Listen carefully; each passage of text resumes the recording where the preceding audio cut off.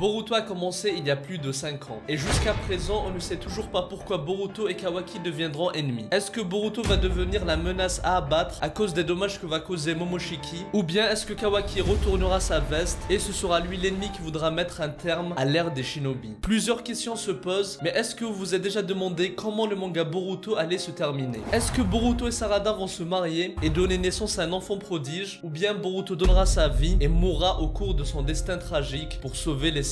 Quel sera le rôle du Jogan et du dieu Otsutsuki? Et enfin, est-ce que Naruto va mourir et est-ce que les shinobi cesseront d'exister?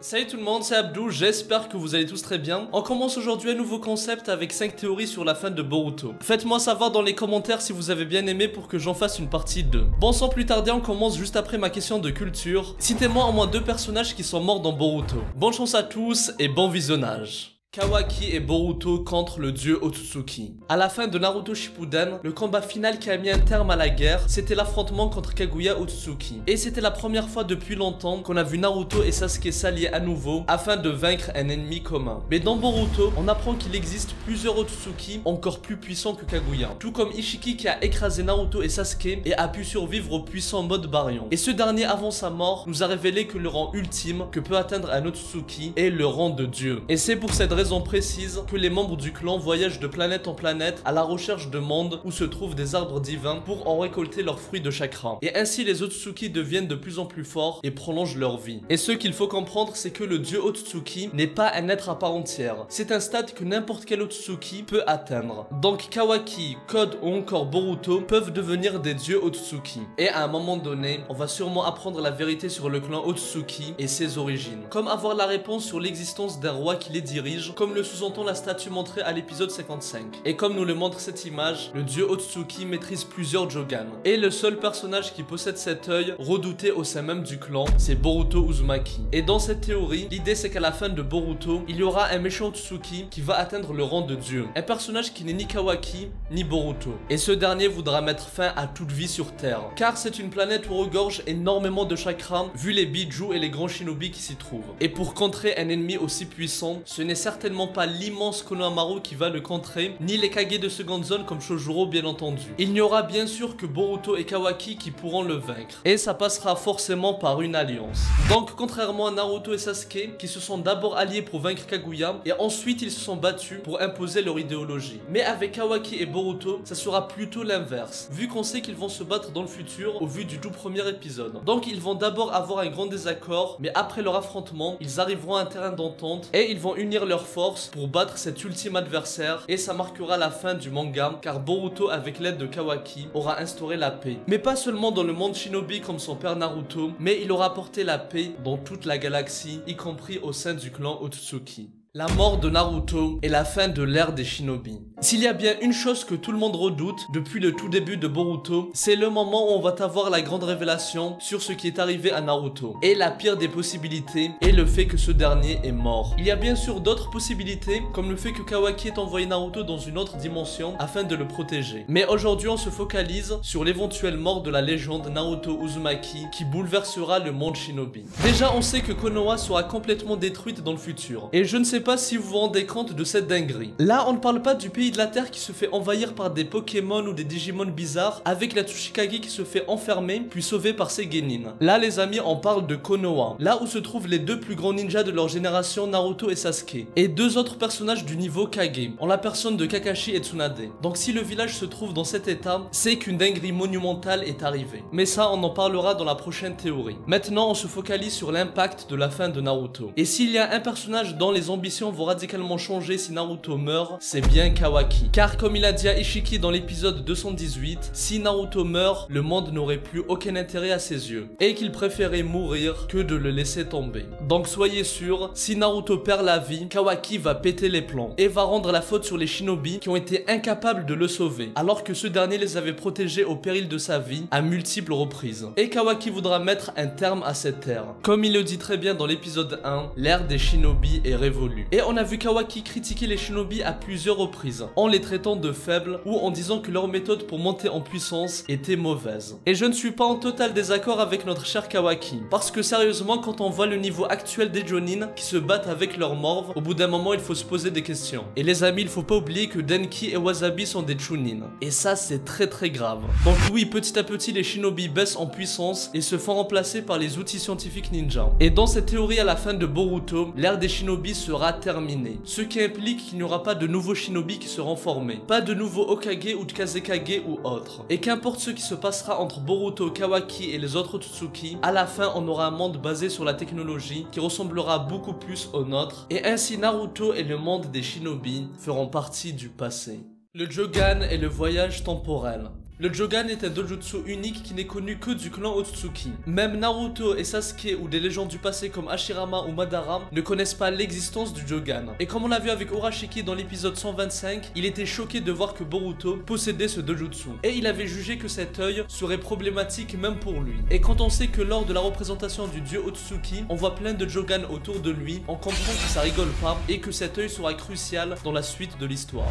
Et justement le Jogan pourrait être le miracle qui sauvera le monde du chaos. Et pour preuve, Toniri Otsutsuki, qui est une des seules personnes à être au courant du Jogan de Boruto, lui avait rendu visite dans un rêve en lui disant que le Jogan lui permettra de protéger la terre de sa future grande menace. Et Toniri dans l'épisode 8 dit à Boruto que cet œil représente l'étoile de l'espoir. Mais que voulait-il dire par là? Eh bien dans cette théorie, l'idée c'est qu'une grande guerre aura lieu avec l'invasion des Otsutsuki sur terre. Et les shinobi vont perdre cette guerre. Et la majorité des personnages importants vont mourir.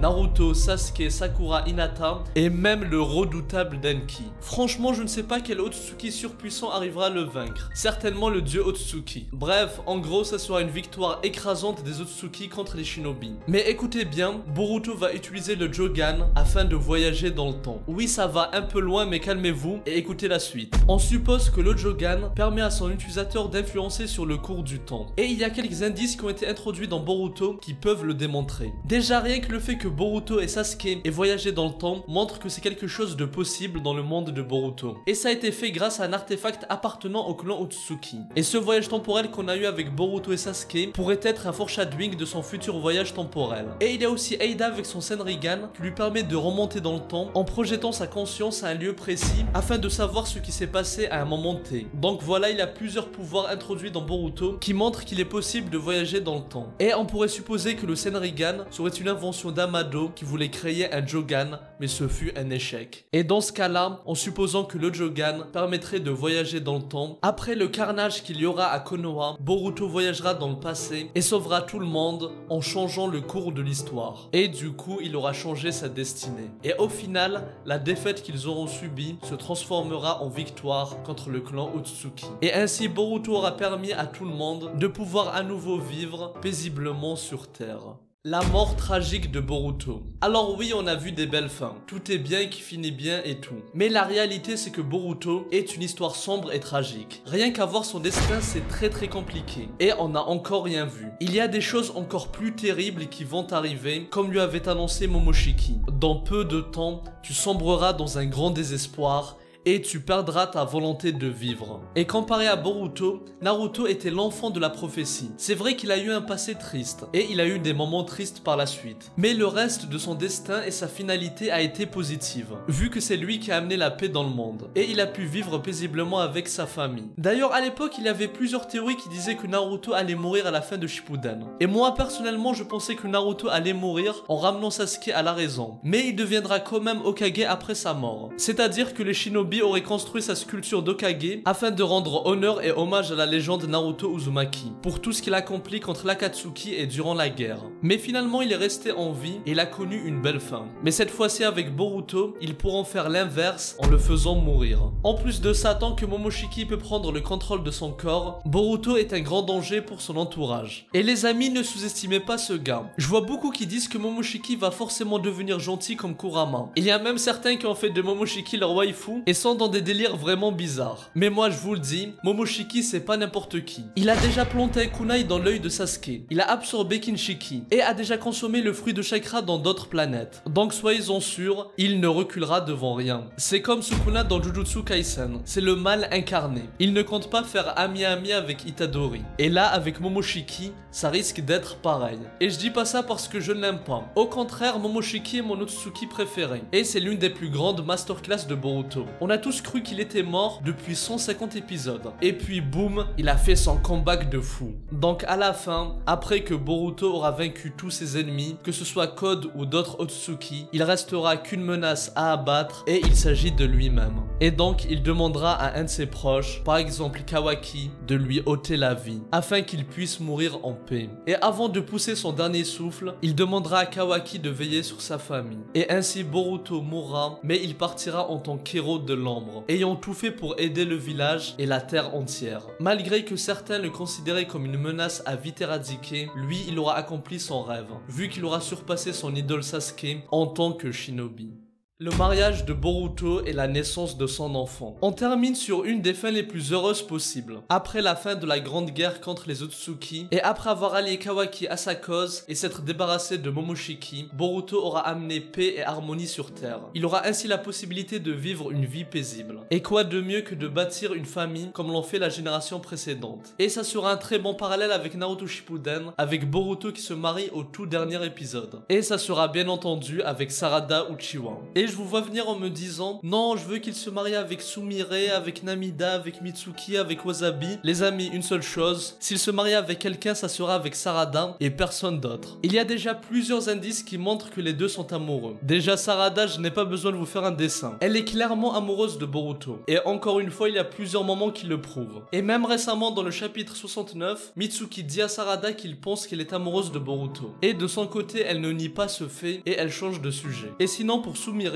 même si c'est vrai que ça a été confirmé qu'elle aime Boruto, moi je pense que ses sentiments vont se tourner vers Kawaki, au vu du développement relationnel qu'il y a eu entre eux depuis leur rencontre. Donc voilà, pour Boruto, il n'y a pas meilleur choix que Sarada. Surtout que leur relation est beaucoup plus développée que Naruto et Hinata, ou encore que Sasuke et Sakura. Je parle bien entendu dans la partie 1. Et on verra ce que ça donne par la suite. Sinon passons à leur fils qu'on va appeler Soruto. Alors si à la fin Boruto et Sarada se marient et donnent naissance à un enfant, il faut savoir que ce dernier sera considéré comme un Pokémon rare, parce que ça sera le tout premier shinobi à avoir le Byakugan et le Sharingan, et possiblement le Jogan vu les gènes de son père. Mais en tout cas ce qui est officiel, c'est que dans le 3e databook de Naruto, Kishimoto avait dit que si un Uchiwa et un Hyuga avaient un enfant ensemble, son œil droit serait un Sharingan et son œil gauche serait un Byakugan. Ça serait très intéressant de voir ça, et ça plaira sûrement à beaucoup de fans. En tout cas ça serait un plaisir de vivre cette fin avec un mariage entre Boruto et Sarada et la naissance de leur fils prodige. Voilà les amis, j'espère que ça vous a plu. Dites-moi dans les commentaires si vous voulez une autre vidéo 5 théories sur un sujet particulier. Et n'hésitez pas à me partager votre théorie sur la fin de Boruto. N'oubliez pas de vous abonner à ma chaîne secondaire. Moi je vous dis à très bientôt et que la paix soit sur vous. Ero, Psy, Konkuro.